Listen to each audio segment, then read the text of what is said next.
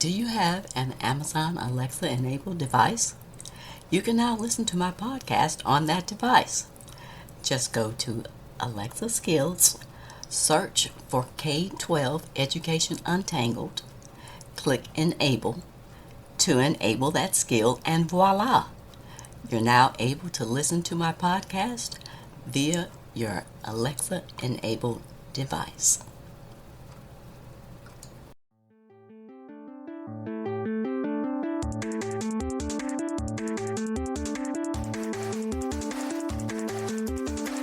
Welcome to another episode of K-12 Education Untangled. My name is Dr. Kim Fields, former corporate manager turned educational researcher and advocate, and I'm the host of this podcast. I got into this space after dealing with some frustrating interactions with school administrators and educators, as well as the micro-discriminations I faced while raising my two kids who were in the public school system.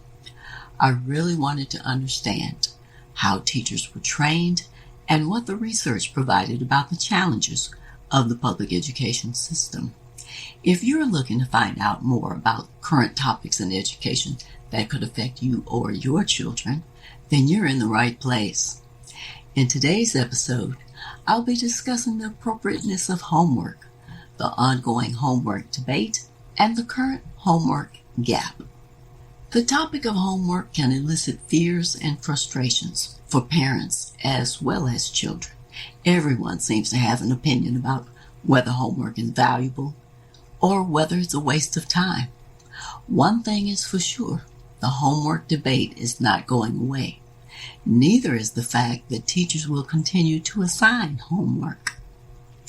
As with most things in life, there are benefits and detriments pertaining to homework. Homework can reinforce concepts that were taught in the classroom, yet there are non-academic benefits of homework that are even more valuable. Let's start out with a brief discussion about the background of homework and then proceed to discuss other topics, including the homework gap and the overall importance of the intent of homework. Homework that is assigned generally follows the Common Core standards, which are established by the state, but it seems to overwhelmingly focus on rote learning. This according to researcher and writer Stephen Sawchuk in EdWeek in 2019. For example, in a survey of nearly 200 pieces of homework that were collected nationwide, researchers examined skills required for each task. Most of the math homework, or 76% of that math homework, involved performing procedures, while another 11% involved memorization. None of the math homework asked students to solve non-routine problems or to make connections between the homework and life skills. In language arts homework, 47% of the homework involved memorization and 33% involved performing some type of procedure. A paltry 18% of the homework asked students to demonstrate understanding, and only 3% of the homework involved showing both sides of an argument as far as the language arts homework was concerned. Homework is one of those never-ending debates in the K-12 education space. Most of the debate centers on whether students have too much homework or whether there should be a cap on how much homework is assigned, with a sprinkling of folks that feel that homework should be eliminated altogether. Parents and teachers argue that having too much homework puts unnecessary stress on students and may not be helping them learn. But maybe the focus should be on quality instead of quantity. A new analysis from the Center of American Progress in 2018 indicates that what should be examined is what the student is being asked to do in take-home assignments and how well the homework supports learning goals.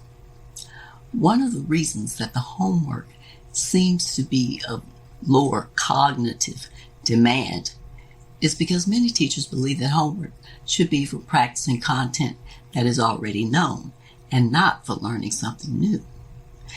This seems to be their attempt at helping to close the homework gap that has come about because some students have access to help with technology while other students don't have that same access. This is not to say that memorization doesn't have its place in learning, but homework should also be thought-provoking. So let's define what the homework gap is. It is basically the inequality between students who have internet at home and those who don't, and the difficulty that students without access face in completing assignments.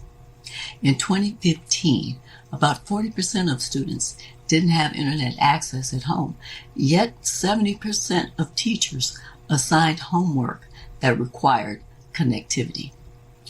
According to a Pew Research Center survey in 2022, nearly a third of the U.S. teenagers reported facing at least one academic challenge that was related to a lack of access to technology at home. This is what has been defined as the homework gap. The survey found that 22% of U.S. teenagers between the ages of 13 to 17 say they often or sometimes have to do their homework on a cell phone. 12% said that at least sometimes they weren't able to complete homework assignments because they didn't have reliable access to a computer or internet connection, and 6% said that they had to use public Wi-Fi to do their homework because they didn't have an internet connection at home. The homework gap is basically a term that is used to describe the difficulty students have in getting online at home in order to complete school projects. It is another concept that shows the disproportionality of impact on students in low-income households, students of color, and students in rural areas. 16% of Hispanic teens reported that they were unable to complete homework because they lacked reliable computer or internet access, as compared to 7% of Black teens and 10% of white teens. Hispanic teens were also 4 times more likely than white teens to say that they had to complete their homework on a cell phone or use public Wi-Fi for homework, according to the Pew report. The social aspect of learning is very important for teens, so being physically present in school is of high importance when compared to virtual or hybrid learning. Teenagers indicated that they were extremely concerned or very worried that they may have fallen behind in school because of the COVID-19 related disturbances. This was true for 28% of Hispanic teens, compared with 19% of Black teens and 11% of white teens. 46% of teens from households making less than $75,000 annually were concerned about falling behind in school, as compared to 13% of teens from households making over $75,000 annually. So what is the right amount of homework? Is there a right amount of homework to be assigned?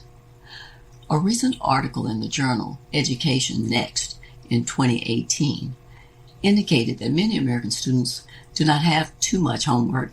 In fact, they have too little. While some students may have upwards of 3 or 4 hours of homework per night, findings indicate that low-income students aren't getting enough homework, which would have a direct impact on them suffering academically as a result. If the approach is to eliminate all homework, this probably wouldn't be a big problem for high-income kids because their parents can expose them to whatever they may not be getting in school. However, lower-income students will be the ones that are hurt because of the potential to a lack of access or exposure to other learning experiences. A widely endorsed metric for how much homework to assign is the 10-minute rule. In other words, it dictates that you should receive 10 minutes of homework per grade level. So, for example, a first grader would be given 10 minutes of homework per day, while a senior in high school would be given 120 minutes of homework per day. Again, this is a generally accepted guideline, and there are other studies that indicate variances within these guidelines per grade level. Also, these metrics obscure the range in assigned work between low-income and high-income students, wherein disadvantaged students in the U.S. spend 3 hours less per week on homework than advantaged students, which boils down to 5 hours versus 8 hours of homework per week.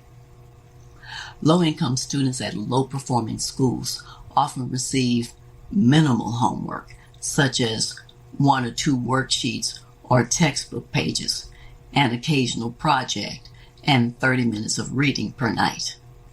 This is not the high-quality homework that advances learning, the type of homework that allows students to problem solve and develop strategies for working through difficult problems. One of the benefits of homework is that it can help prepare students with perseverance they need to hold jobs in the future. Other benefits of homework include goal setting, self-regulation, and resilience in the face of challenge. These skills become more important as students progress into higher grades when there's a greater expectancy for autonomy.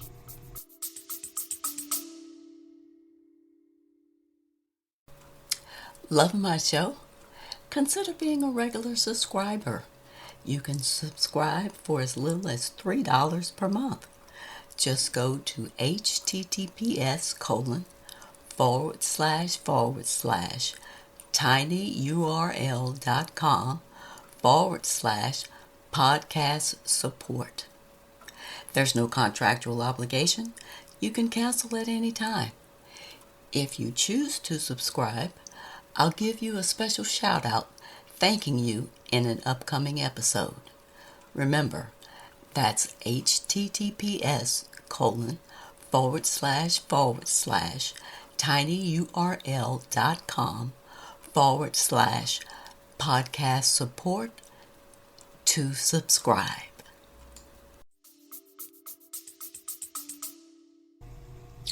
It's more important that parents support completion of homework rather than giving hands-on help with assignments. So here's how this applies in a little more detail to K-12 education. It turns out that there's a link between parents' homework anxiety and students' progress. According to Sarah Sparks, in an Ed Week journal article in December of 2018, math is one of the primary subject areas where parents show high stress and anxiety, and it turns out that children of parents who showed anxiety around math actually learned less math from first to third grades than the children of parents who had no math anxiety. Out-of-school family time around math may help students succeed even when their parents may dread the subject. When other math interactions seep into other components of life, it tends to boost math scores for the kids. It wasn't so much that the parents stopped dreading math over the course of a 3-year study in which a math app like bedtime math was used. It was more that the parents were more confident in their children's math abilities. The parents actually developed higher expectations for their kids in math and saw math as being more valuable for their children than they had before. There's a battle afoot about whether assigning homework to kindergartners is too much too early. According to researchers including Martha Hinton in 2018 and Harris Cooper, who is a Duke University psychology and neuroscience professor, homework has minimal academic benefits for children in the early elementary years. The 10-minute metric that I talked about earlier applies to first grade and beyond. The guideline doesn't even mention kindergarten.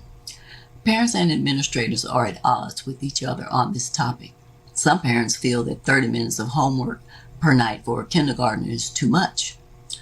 On the other hand, administrators and parents at Arlington Traditional School in Arlington, Virginia, have an expectation that kindergartners will have 30 minutes of homework per night, Monday through Thursday. The homework consists of 15 minutes of reading, and if the child isn't reading yet, then the parents are expected to read to them. The other 15 minutes is spent doing things like dictating a story to their parents using words that start with the sound they've been learning in class, or exercises that involve circling that letter. There's a waiting list of parents eager for their children to attend this school. Yet, some kindergarten teachers continue to remain firm in their opposition to mandatory homework. Most kindergarten teachers assign nightly reading of the child's choice, which is usually 2 books. In any case, the assignments need to be short, simple, and lead to success so that the children don't get frustrated with homework at such an early age. So what's a parent to do? What can you do to assist with this homework dilemma? If at all possible, provide an appropriate workspace, minimize distractions, and make yourself available for questions when your child is doing homework, should any questions arise. Set aside a regular time of day. Use a kitchen timer to give your child a better sense of the time spent. The idea is to establish a routine so that your child associates the routine with doing homework. These routines can provide security and comfort and can often last a lifetime. Many people who are highly accomplished attribute their success to deliberately establishing effective work ethics and routines. Here are this episode's takeaways. A unique role for homework in a modern era is to provide social communication and connections among peers, as well as self-regulatory processes such as budgeting time and prioritizing tasks, according to Lynn Corno from the Elementary School Journal, an article written in May 2000. Self-regulation also involves controlling emotions, bringing a positive attitude to the task, and developing effective strategies for processing information and solving problems. Homework involves important social, cultural, and educative issues. Teachers have always assigned homework and always will, because homework is an out-of-school learning experience. The dynamics of homework are different because of the home settings involved. Some children do homework at libraries, some on buses, some in the homes of their friends. That this academic work is done outside of school provides an interesting opportunity to bring out the best and worst of schools as well as these other settings. There are certain priorities and certain properties that homework acquires because it comes from school. For example, homework is work, not play. In general, it's not supposed to be fun, although with the right combination of challenge and skill, it can be made gratifying. Homework is academic in nature, and academic work is more mental than physical. It requires cognitive organization of objects and events. Teachers expect their students to take on homework to the best of their abilities and to return their work as one way for the teacher to gauge the student's progress. Children who do additional academic work outside of school are likely to become more acclimated to the academic rigor of homework. A certain amount of complexity is important in homework assignments. There's a balance in this, as too much complexity can lead to frustration, and frustration is the stress of complexity causing anxiety and self-consciousness. On the other hand, homework can be too easy and bore students. The opposite of frustration, boredom, is the stress of tedium, signaling the need to buckle down. Many times, boredom leads to distractions and daydreaming. Beyond the nature of homework, there are surrounding expectations to consider, like the expectations of the teachers, the parents, peers, and the students themselves. Expectations exert powerful effects, some negatively, as when parents and teachers hold the expectation that every completed assignment must be perfect. Relentless pursuit of perfection wreaks havoc on well-being. When children are just starting out in school, they often benefit when adults check their homework. This assistance should decrease over time so that the child knows that they are the ones responsible for both completing the homework and the quality of the homework. Homework could be considered a bridge for knowledge to travel back and forth between school and home. The learning that occurs outside the classroom is just as important as the academic work inside the classroom. Fishing trips, soccer games, community service projects, library trips, and other activities are all experiences that children can apply to school lessons. Unfortunately, it's rare for teachers to utilize these experiences and learnings in an applicable homework assignment. There's no good reason for a one-way homework bridge. Parents and siblings who help their family member with homework can provide an opportunity to model and reinforce the mannerisms of a careful and dedicated learner. There's a plethora of research on the effects of parent involvement in homework, such that when parents are involved in helping their child with homework, it results in higher rates of homework completion, fewer homework problems, and potentially improved academic performance among elementary school children. The research also suggests that different types of parent involvement in homework have different relationships to achievement, and the type of parent involvement changes as children move through the next grade levels. This according to researcher Patel et al. In the Review of Educational Research, December of 2008. Despite many of the positive effects of parent involvement, some researchers have highlighted that involvement may lead to negative experiences for both the parents and the students. An interesting study by Levin et al. In 1997 found that greater maternal help with homework was related to increased fatigue, frustration, and disappointment for the mother, and it caused tension between the mother and the child, particularly when the child was a low achiever.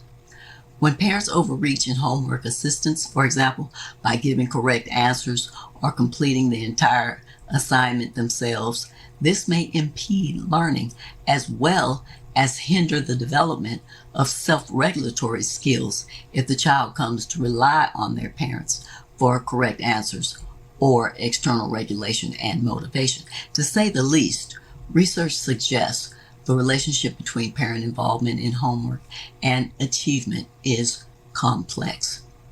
There are conflicting findings within the literature on parent involvement in homework, and factors such as the type of involvement, the subject matter of the homework, the achievement outcome assessed, and the ability level of the child may all be variables that affect whether parent involvement in homework will positively or negatively influence achievement. It's been noted of the positive effects of parent assistance in homework with academic achievement outcomes for students in elementary school grades 2 through 5.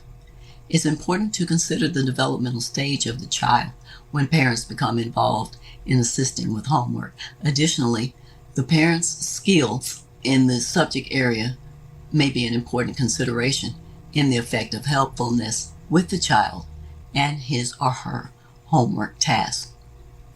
I certainly found this to be true when I provided any necessary assistance to my kids when they were in elementary school. My goal was to establish a routine in which the time and space were set aside for dedicated homework, and I also provided the expectations that homework would be completed to the best of each child's ability and with high quality. The need for challenging homework is not going away. The academic and non-academic benefits far outweigh any downsides. If this is the type of subject matter and discussion that resonates with you, please subscribe to my podcast on whatever service you're listening to this. Also, I'd love to hear from you, so please leave me a comment, a review, or a rating, and share this episode with anyone that you think would find it valuable. Be sure to tell your friends, family, and community about my podcast. Additionally, you can connect with me on Instagram, Twitter, and Facebook with the handle Kim J. Fields. Thanks for listening today.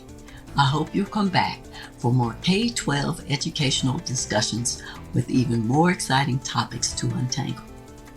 By the way, if you have a burning question about a current issue or a specific topic that you'd like for me to explore and discuss, shoot me a quick email at kim@liberationthrougheducation.com to let me know what your question is. Until next time, aim to learn something new every day.